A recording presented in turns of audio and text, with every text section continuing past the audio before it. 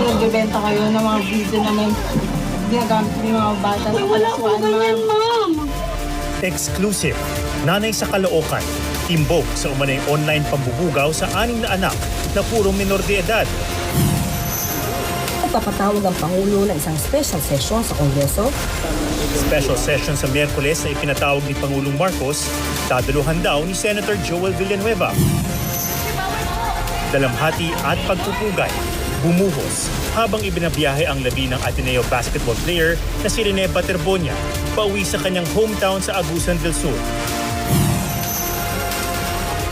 Huli camp sa Brazil, helicopter diretso sa lupa ang bagsak matapos bumangga sa isa pang helicopter. Sa unang bahagi ng special report sa epekto ng artificial intelligence sa loobin ng mga artists sa AI-generated images, aming pinusuhan.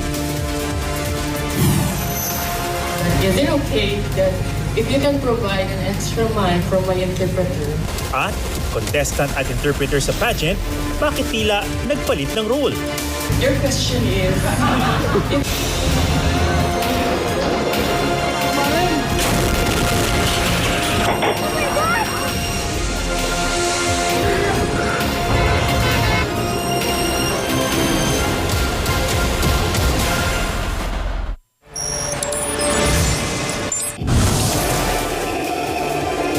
At kung ano ang motibo.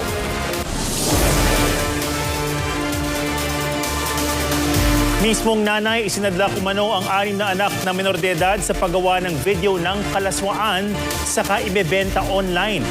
Akusasyon ito sa isang babaeng inaresto ng NBI matapos itibre ng mga otoridad sa Amerika.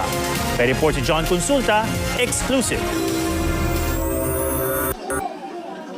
Sa bahay na ito sa Caloocan, nakatira ang 6 na minor de edad na sinagip ng NBI Human Trafficking Division.